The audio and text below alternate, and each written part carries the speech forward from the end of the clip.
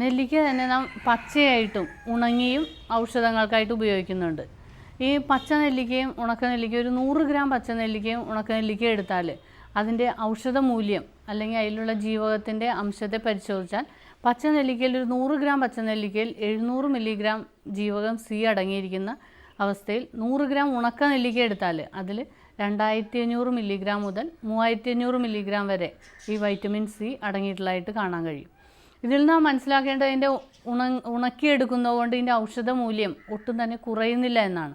ഇനി ഈ നെല്ലിക്ക തന്നെ ഉണക്കിയും പച്ചയായിട്ട് ഉപയോഗിക്കുന്നതുകൊണ്ട് അതിൻ്റെ ഗുണങ്ങളിൽ തന്നെ വ്യത്യസ്തമായിട്ട് വരുന്നുണ്ട്. പച്ചനെല്ലിക്ക ഉപയോഗിക്കുമ്പോൾ നമ്മൾ മൃദുവിരേചനമായിട്ട് അത് പച്ചനെല്ലിക്ക കൊടുക്കാറുണ്ട് നെല്ലിക്കയുടെ വിവിധ ഉപയോഗങ്ങളിൽ. എന്നാൽ ഈ ഉണക്ക നെല്ലിക്ക ബന്ധന ഗുണമാണുള്ളത്. അർശസ് മുതലായവയിൽ രക്തസ്രാവം ഒക്കെ ഉണ്ടാകുന്ന അവസ്ഥയിൽ ഈ നെല്ലിക്ക കൊടുക്കുന്നതുകൊണ്ട് നെല്ലിക്കയുടെ ആ ശീതവീര്യവും മധുരവിഭാഗവും ഒക്കെ കൊണ്ട് അതിനെ സ്തംഭനമായിട്ട് ഈ ശ്രുതിയെ നിർത്തുന്നതിനും അതുപോലെ രക്തത്തിൻ്റെ അളവിനെ നിലനിർത്തുന്നതിനുമെല്ലാം ഇതിന് വളരെയധികം സഹായിക്കുന്നു. സാർ ജീവധാരയിൽ കഴിഞ്ഞ എപ്പിസോഡിൽ സൂചിപ്പിക്കുകയുണ്ടായി ഓറയെക്കുറിച്ച്, സസ്യങ്ങളുടെയും മനുഷ്യൻ്റെയും തമ്മിലുള്ള ഓറയുടെ ഈ ബന്ധങ്ങളെക്കുറിച്ചൊക്കെ സൂചിപ്പിക്കുകയുണ്ടായി. അങ്ങനെ അസുഖങ്ങളെ തിരിച്ചറിയുന്ന വിധം ഒക്കെ പറഞ്ഞിരുന്നു, അതിനെ ചികിത്സിക്കുന്ന വിധമൊക്കെ. അപ്പം നമുക്ക് ഈ പച്ചയായ ചെടിയുടെ പല ഭാഗങ്ങൾ ഉപയോഗിക്കാറുണ്ടല്ലോ. ഇപ്പം തണ്ട്, പൂവ്, കായ, വേര് ഇതൊക്കെ എടുക്കാറുണ്ട്. അപ്പോൾ ഇത് ഉണക്കി ചൂർണ്ണമായിട്ടും മറ്റ് രസായന ഔഷധങ്ങളിൽ വേറെ പല രീതിയിൽ ഉപയോഗിക്കാറുണ്ടല്ലോ.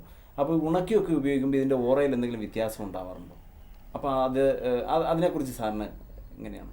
അതിൽ നമ്മൾ ചെടിയുടെ പല ഭാഗങ്ങൾ ഉപയോഗിക്കും. ജെയ്സൺ പറഞ്ഞ പോലെ അതിൻ്റെ വേരുപയോഗിക്കുമ്പോൾ അതിൻ്റെ ഓറയൊന്ന് പ്രത്യേകം.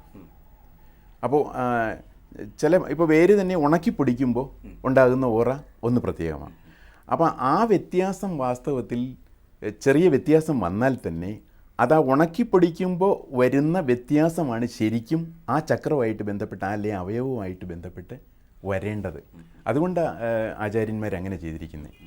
അതേ അവസരത്തിൽ നമ്മുടെ ചെടിയെ സംബന്ധിച്ച് മൊത്തത്തിൽ നോക്കിയാൽ ഇങ്ങനെ ഈ ഉണക്കിപ്പൊടിക്കുന്നതുകൊണ്ടൊന്നും ഓറയിൽ കാര്യമായ വ്യത്യാസം വരുന്നില്ല.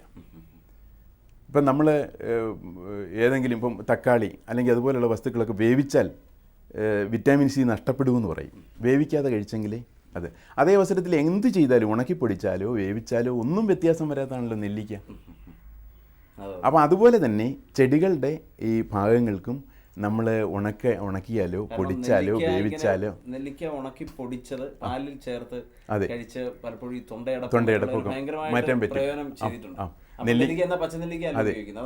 നെല്ലിക്കാപ്പൊടിയും അതിൻ്റെ 1/3 ഭാഗം മഞ്ഞൾപ്പൊടിയും കൂടെ ചേർത്ത ഹെൽത്ത് ഡ്രിങ്ക് എന്നാണ് പറയുന്നത്. ദിവസം 2 നേരം സ്ഥിരമായിട്ട് കഴിക്കുകയാണെങ്കിൽ വളരെ നല്ലതാണ്, ഡയബറ്റീസുകാർക്ക് പ്രത്യേകിച്ച്. അങ്ങനെ നെല്ലിക്ക ഒത്തിരി ഉപയോഗമുണ്ട്. അതിന് കാരണം എന്ത് ചെയ്താലും നെല്ലിക്കയിൽ നിന്ന് വിറ്റാമിൻ സി അധികം നഷ്ടപ്പെടുന്നില്ല, വളരെ ചെറിയ തോതിൽ നഷ്ടപ്പെടുന്നു എന്നുള്ളതാണ്.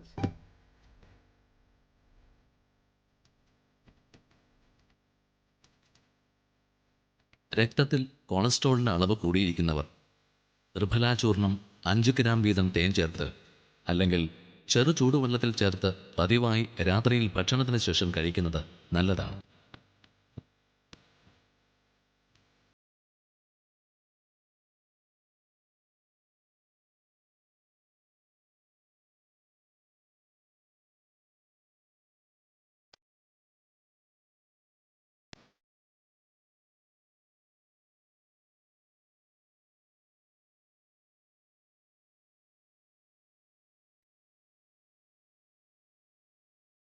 ഈ കടുക്ക നെല്ലിക്ക 2 എണ്ണത്തിന് എടുക്കുക. കടുക്കയ്ക്ക് കായസ്ഥ എന്നാണ് പേര് സംസ്കൃതത്തിൽ, ശാസ്ത്രത്തിൽ. കായസ്ഥ, കായം എന്ന് പറഞ്ഞാൽ ശരീരം, കായസ്ഥ ശരീരത്തിനെ നിലനിർത്തുന്നത് എന്നർത്ഥം. നെല്ലിക്കയ്ക്ക് വയസ്സിനെ നിലനിർത്തുന്നതെന്നാണ് അർത്ഥം. വയസ്ഥ ആണ്. വയസ്ഥ എന്ന് പറഞ്ഞാൽ വയസ്സ് ഇപ്പോൾ എത്ര വയസ്സിലാണ് നിൽക്കണം വെച്ചാൽ അവിടെ നിന്ന് അങ്ങോട്ട് പോവാതിരിക്കുക എന്നുള്ളതാണ് ഈ വയസ്ഥ എന്നുള്ളതിനർത്ഥം. നെല്ലിക്ക വയസ്ഥ, കടുക്ക കായസ്ഥ.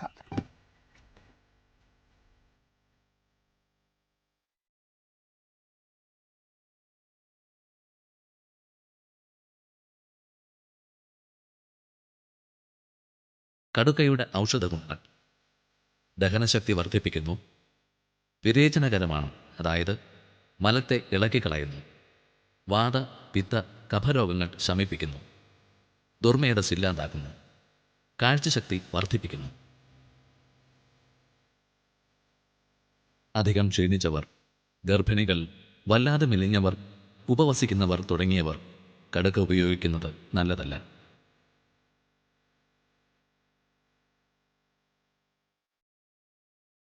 കടുക്ക കുടിച്ചതുപോലെ എന്നൊരു ചൊല്ല് തന്നെയുണ്ട് മലയാള ഭാഷയിൽ.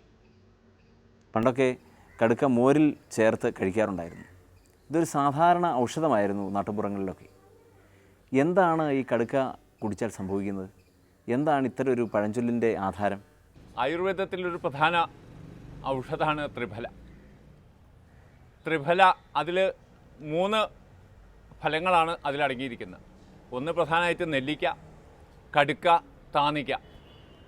ഇങ്ങനെ 3 സാധനങ്ങളായിട്ട് ചേർത്ത് തയ്യാറാക്കുന്ന ഒരു പൗഡർ, അതാണ് ത്രിഫല എന്ന് പറയുന്നത്. അത് സാധാരണഗതിയിൽ ഈ കണ്ണിന് നല്ലതാണ്, അതുപോലെ ശരീരത്തിലെ ഓരോ അവയവങ്ങൾക്ക് പ്രത്യേകം നല്ലതാണ് എന്നൊക്കെ പറയുന്നത് എല്ലാ അവയവങ്ങൾക്കും നല്ലതാണ്. അതിനാവശ്യമായിരിക്കുന്ന മതിയായിരിക്കുന്ന തെളിവും തരാം. ഈ ത്രിഫലയിൽ അടങ്ങിയിരിക്കുന്നത് നെല്ലിക്ക, അത് പോഷകപ്രധാനമാണ്. മറ്റ് കടുക്ക, താന്നിക്ക തുടങ്ങിയിരിക്കുന്ന വസ്തുക്കളെ ശരീരം ബഹിഷ്കരിക്കാൻ, അത് ശരീരത്തിന് സ്വീകരിക്കാൻ കഴിയുന്നതല്ല. അപ്പോൾ അത് ശരീരം ബഹിഷ്കരിക്കാനുള്ള പരിപാടി ഇത് ചെയ്യും. കടുക്ക കഴിക്കുക എന്ന് പറഞ്ഞാൽ നെല്ലിക്ക കഴിക്കുന്ന പോലെ ആസ്വദിച്ച് എൻജോയ് ചെയ്ത് കഴിക്കാൻ പറ്റില്ല. ഏത്തപ്പഴം കഴിക്കുന്ന പോലെ കഴിക്കാൻ പറ്റില്ല. അതിന് കവർപ്പുണ്ട്. അതിന് ദുസ്സഹമായിരിക്കുന്ന വിഷത്തിന് ദശഗുണങ്ങൾ പറയുന്നു. ആ ഗുണങ്ങളൊക്കെ അതിനുണ്ട്. അപ്പോൾ ശരീരം അതിനെ ബഹിഷ്കരിക്കാൻ ശ്രമിക്കും. പോഷകങ്ങളാണ് ശരീരത്തിന് ആവശ്യം. അപ്പോൾ അത് ബഹിഷ്കരിക്കാൻ ശ്രമിക്കും. ബഹിഷ്കരിക്കാൻ എന്താ നടപടി? ആമാശയത്തിലെത്തിയിരിക്കുന്ന ഒരു സാധനം ഛർദ്ദിക്കാൻ സമ്മതിക്കുന്നില്ലെങ്കിൽ ഉടനെ തന്നെ മലദ്വാരത്തിലൂടെ അതിനെ അടിച്ച് പുറത്ത് കൊണ്ടുപോകണം.